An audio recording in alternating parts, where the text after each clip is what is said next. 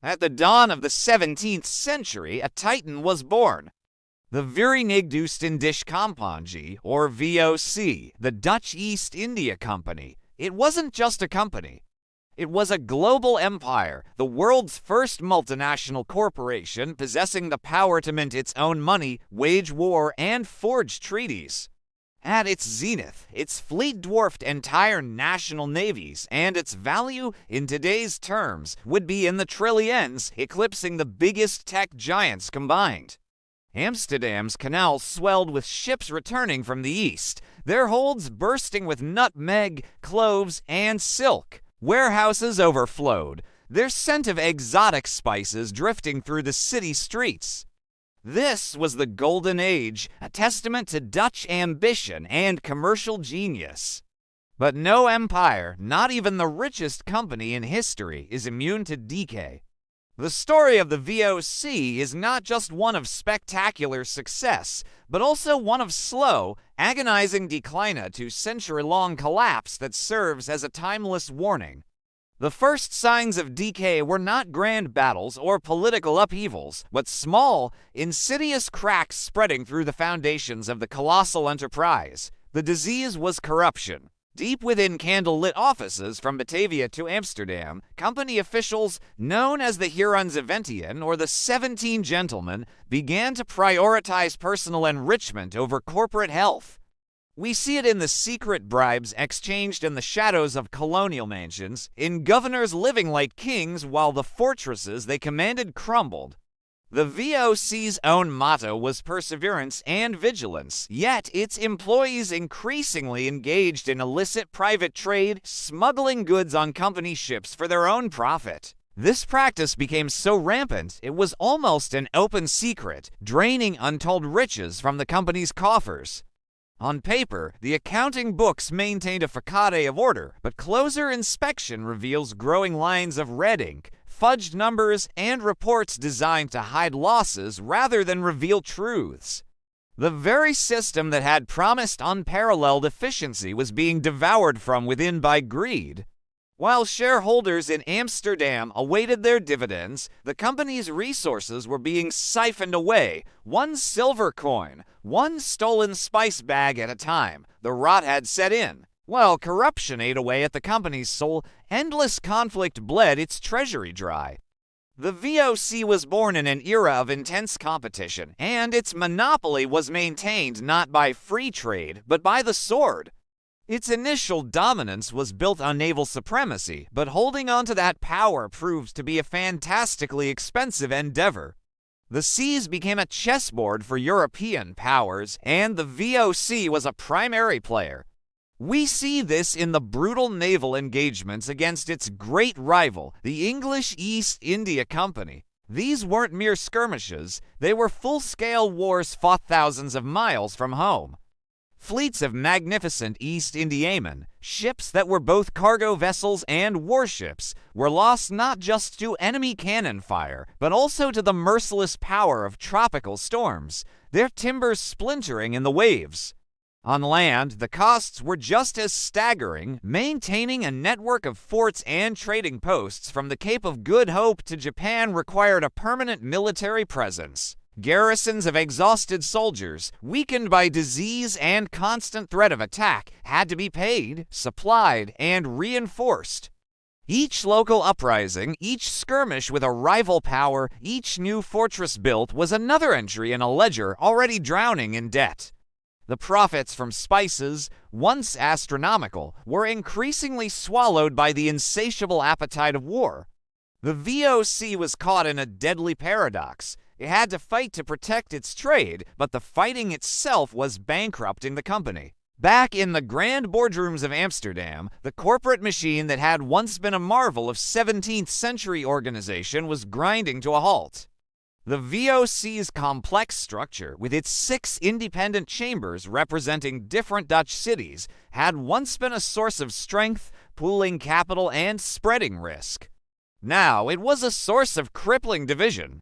Aging directors, disconnected from the realities of the East, argued over dwindling funds and pointed fingers. The Amsterdam Chamber, the most powerful, often clashed with the others like Zeeland and Rotterdam, creating internal rivalries that paralyzed decision-making. Communication was painfully slow. A letter from Batavia to Amsterdam could take over a year to receive a reply, meaning critical decisions were often made based on outdated information. This led to disastrous miscalculations. Ships were sent to ports where demand had vanished. Investments were made in ventures that were no longer profitable. The once pristine accounting system became a labyrinth of misinformation and deliberate obfuscation. Regional managers would misreport their numbers to hide failures or to secure a larger share of the central budget. The entire corporate structure, once a model of efficiency, had become a bloated, sclerotic bureaucracy incapable of adapting to a changing world. The gears of the mighty VOC were rusting, seizing up one by one due to infighting, mismanagement, and a fundamental breakdown in communication. While the VOC was consumed by its internal sickness, the world outside was moving on. The VOC had taught Europe how to build a global trading empire, and its students were proving to be dangerously quick learners. The most formidable of these was the English East India Company. Initially a smaller rival, the EIC grew aggressively, copying the VOC's model but improving upon it with greater flexibility and ruthless focus, particularly in India. Where the VOC clung to its spice monopoly, the English diversified into textiles and tea, markets that would soon eclipse spices in value and scale. The French, too, were expanding their influence in Asia, challenging Dutch dominance, and forging new alliances with local kingdoms. These Asian powers were no longer passive players. They had learned to play the European powers against one another, negotiating better terms and reasserting their own sovereignty. The VOC, once the undisputed master of the eastern seas, now found its ships overshadowed by faster, better-armed competitors. Its trading posts looked increasingly isolated, its diplomatic leverage weakened. The global landscape had shifted permanently. The Dutch giant was slow, arrogant, and stuck in its old ways, while nimbler, hungrier rivals were carving up the world it had once claimed as its own. The monopoly was broken, and the VOC was being left behind. The final act of this corporate tragedy unfolded not on the high seas, but in the heart of Europe's financial center, the Amsterdam Stock Exchange. For decades, the VOC had been a symbol of secure investment, the world's first publicly traded company, reliably paying out massive dividends.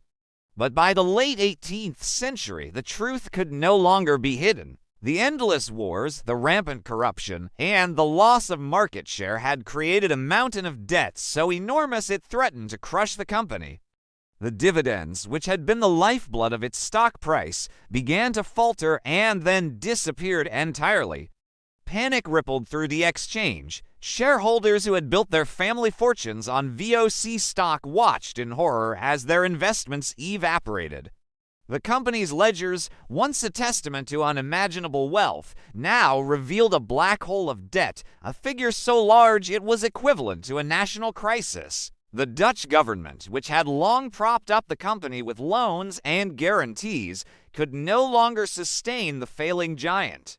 Government inspectors were sent in, their grim faces confirming what everyone feared. The company was insolvent, beyond saving. The financial meltdown was complete. The world's first stock market superstar was choking to death under the crushing weight of its own financial failures.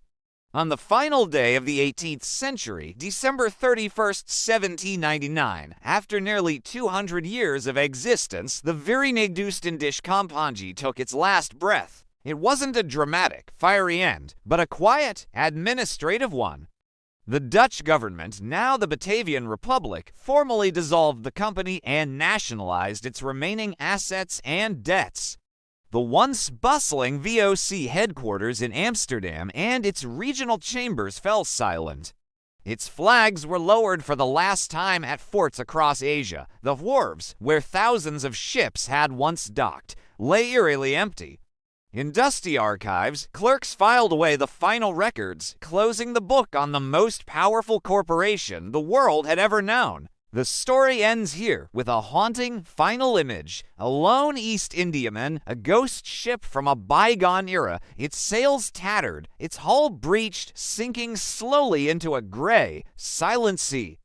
It is a powerful symbol of the company's fate, a titan that once ruled the waves, now consumed by them, a reminder that even the greatest empires are, in the end, as fleeting as a ship disappearing over the horizon.